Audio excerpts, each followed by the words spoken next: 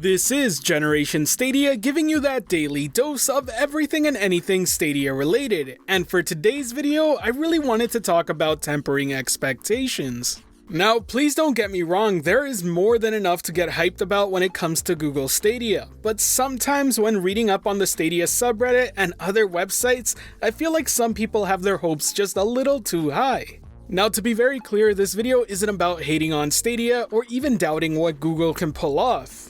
It's about managing expectations and not immediately being disappointed upon launch. In fact, a lot of good features are going to be coming after November.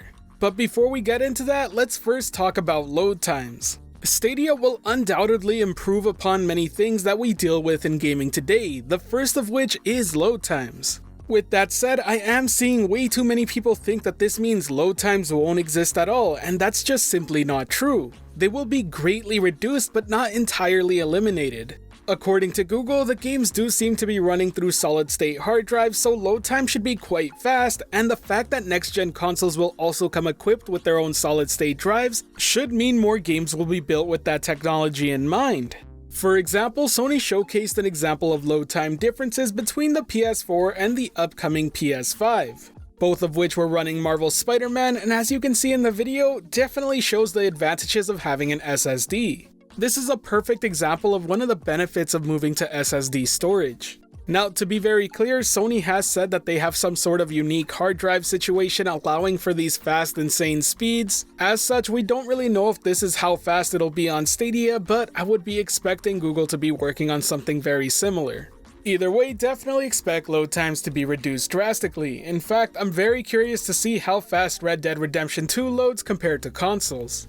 Next up, let's talk hacking and cheating in games. While Google Stadia will really help prevent people from cheating in games in a traditional sense, there will always be people who slip by in other ways. Stadia prevents access to software exploits that require access to files and such, but cheating can also happen by using hardware.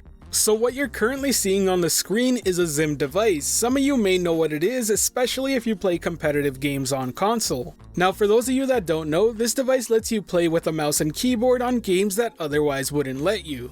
It can also adapt to any controller to work on any other device, really. This will allow for some serious advantage when playing on Stadia, and trust me, I know what you're thinking. Stadia already offers mouse and keyboard support, and you're absolutely right, it does. But that's not all the Zim device does. The Zim device tricks the console, or the computer in Stadia's case, that it's using a controller and not a mouse and keyboard, so not only will you get the accuracy of a mouse and keyboard, but you'll get all the aim assist benefits of a controller. Sadly, the problems won't stop there. When games like Call of Duty or Fortnite split player bases off based on input method, Zim users will still remain in controller-only lobbies.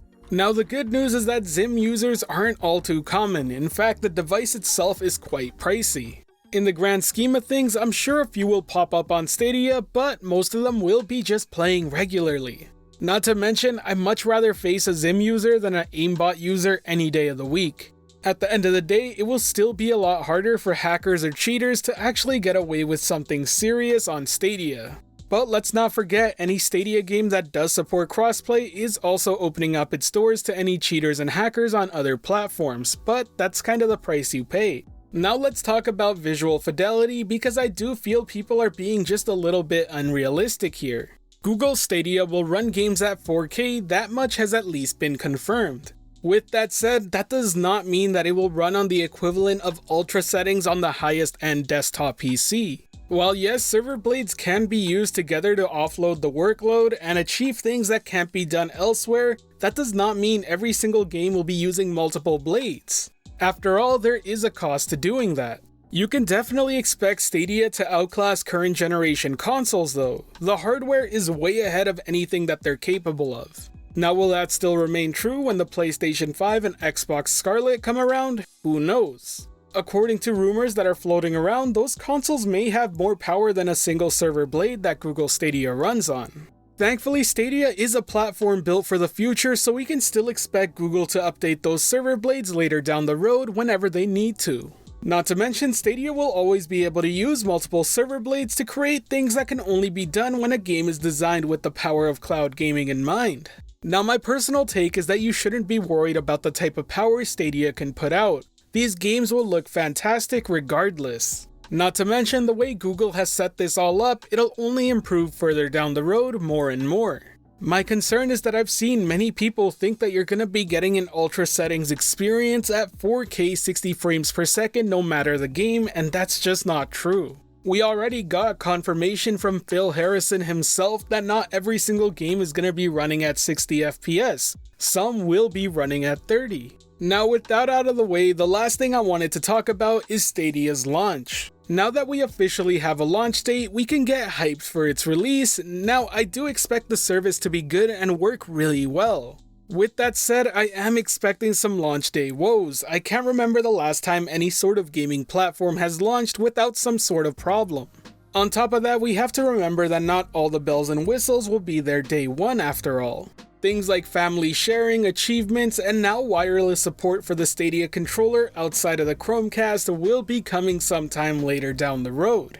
Now I'm sure if there are any launch day issues, they will be ironed out and anything missing will be added in, but I think it's important to remember that chances are not everything will be perfect right out of the gate. That rarely happens ever, and with Stadia doing something so relatively new on a scale like never before, I wouldn't be shocked to see some hiccups along the way. Now with all of this taken into account, I want to be very clear that that doesn't dismiss Stadia if for some reason it has a lot of problems. And you can definitely expect me to be very honest. I'm not trying to make excuses for Google Stadia, I'm just trying to be real with you here. I will definitely be talking about my experience come launch, and we'll be doing a full-on review of it once I've had enough time to test it out properly.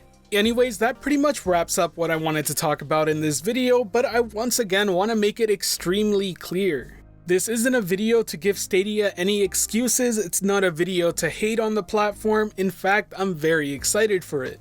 But I do think it's important to temper your expectations and be realistic of what we're gonna be getting come launch. And believe me, I don't doubt that there will be plenty of people making videos and hating on it because they thought differently of what Stadia was gonna be. The fact is that we still have people thinking that Stadia is some sort of Netflix for games out there, and that really says it all. Anyways, if you enjoyed the video, be sure to hit that like button as it really does help this channel out, and if you're wanting more videos like this, be sure to subscribe and hit that notification bell as well. And today's end of video message is just going to be a quick question that I've been wondering. Do you think games running on Google Stadia will have a full suite of settings for you to adjust and tinker with, much like the PC version of a game, or do you think it'll take a more console-like approach? From my viewpoint, I see Google doing this in a much more console way.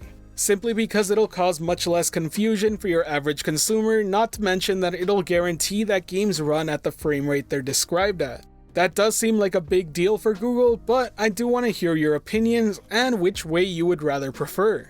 Do you care at all about tinkering with settings, or would you rather just play the game and enjoy your time with it?